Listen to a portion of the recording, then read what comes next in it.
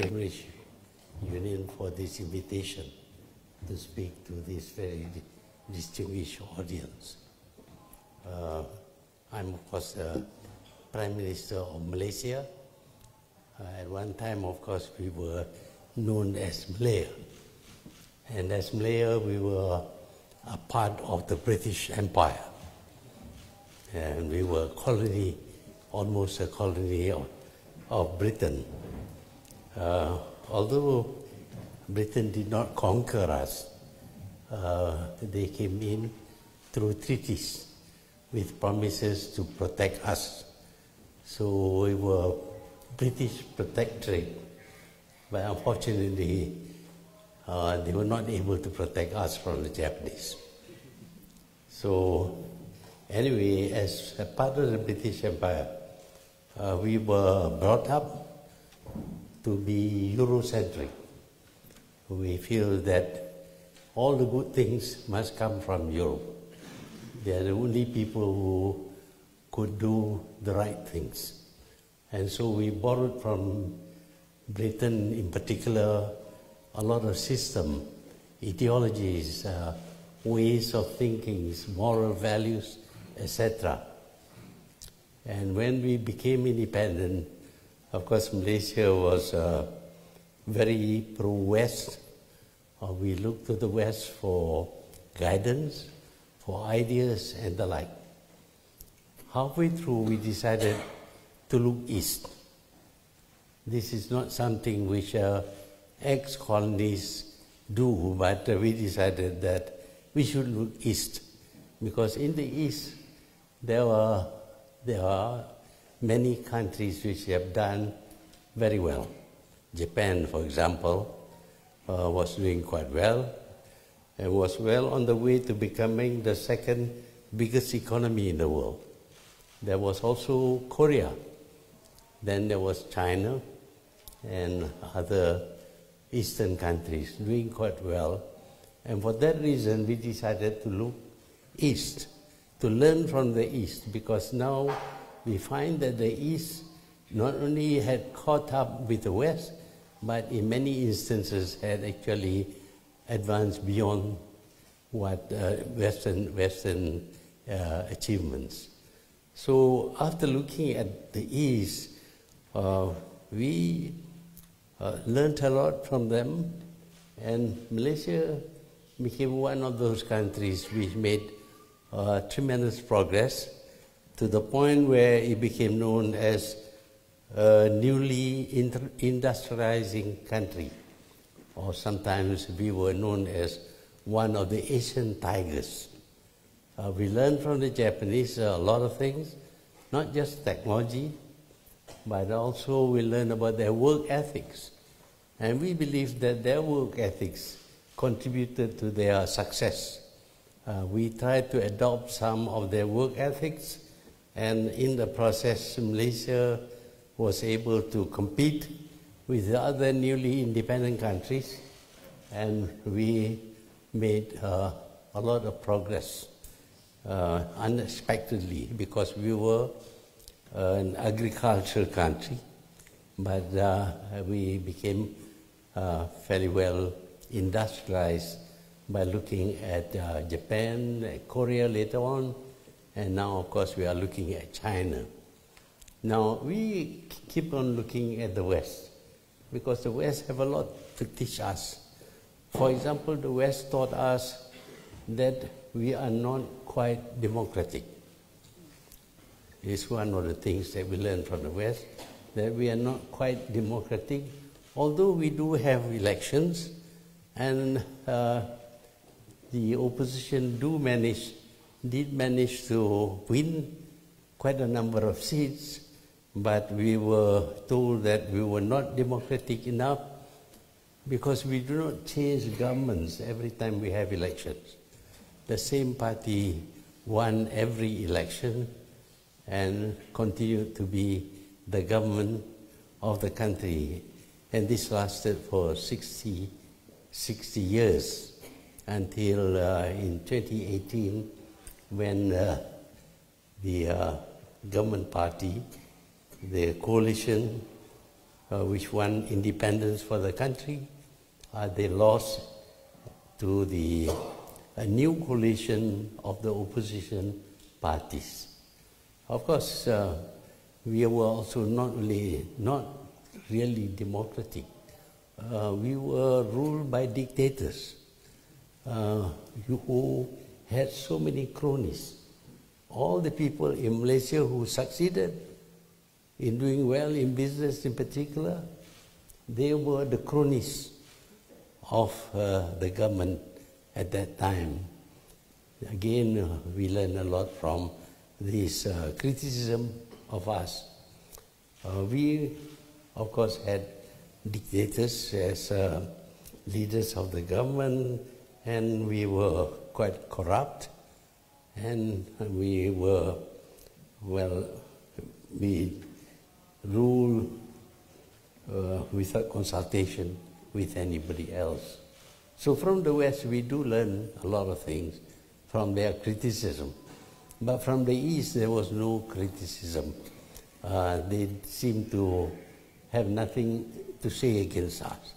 But the West is always telling us, you are doing things wrong, you are not up to the mark, you are not democratic enough, and all sorts of other criticisms were leveled at us.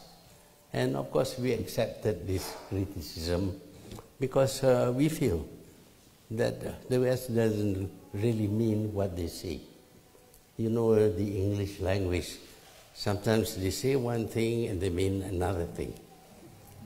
For example, the chairman in Parliament is called Mr. Speaker, but he's not allowed to speak. Malaysia, of course, is a member of the British Commonwealth of Nations, but the wealth is confined to a few countries only. It's not common at all. During the time when we were under British rule, they used to call the Malay sultans the rulers, but of course they were not allowed to rule. And the rulers had advisors who actually rules.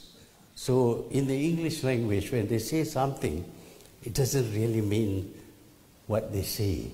So when they criticize us that we are dictators and things like that, I don't think they mean it.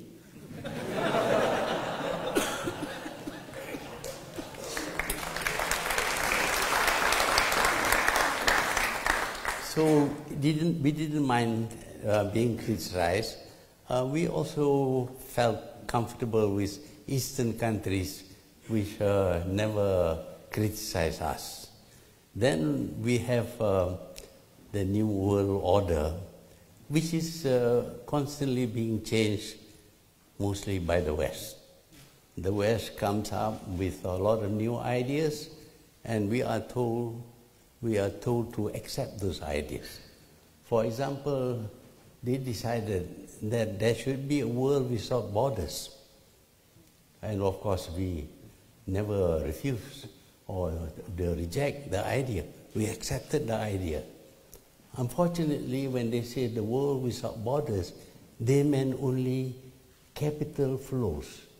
Capital can flow in and out regardless of the borders. But of course, later on, when you have no borders, people also want to cross to other countries.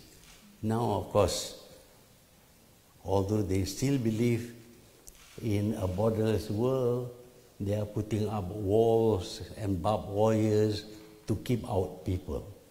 So the borders have come back for people, but for capital is okay.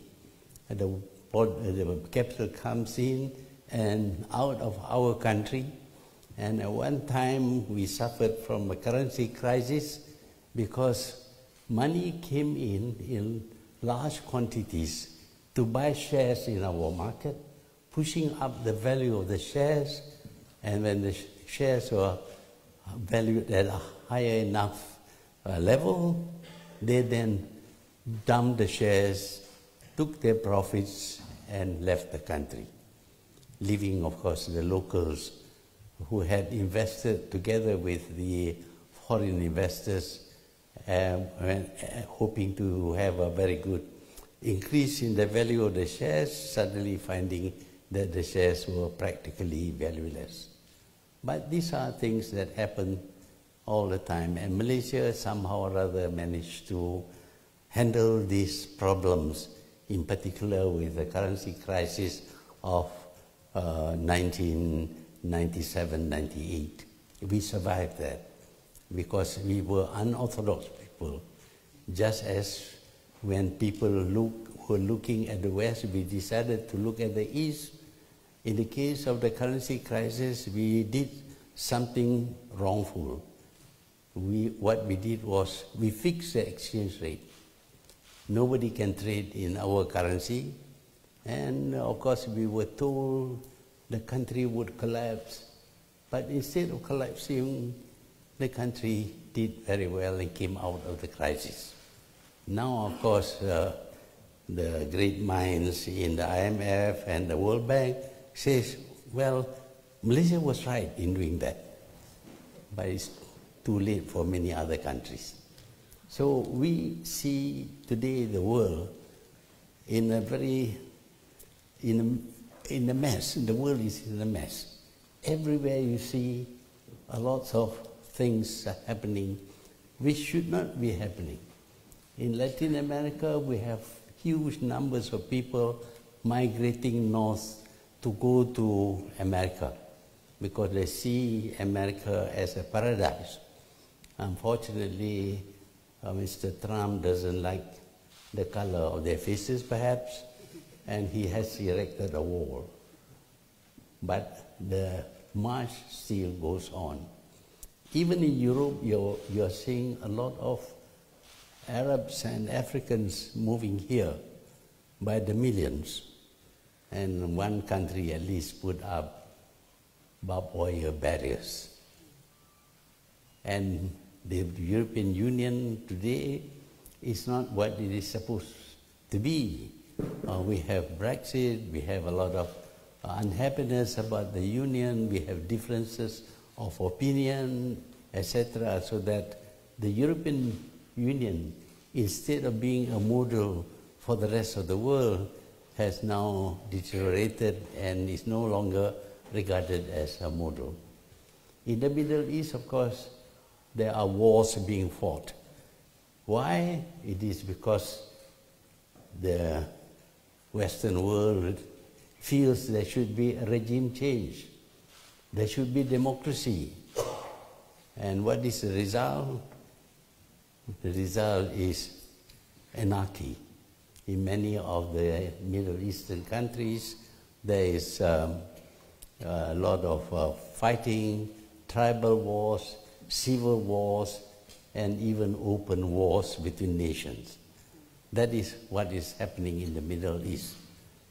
And also we are looking at the confrontation between US and China, and also US and Iran. And this confrontation has led to warships being sent to the South China Sea and to the Gulf, and we are now on the brink of a war.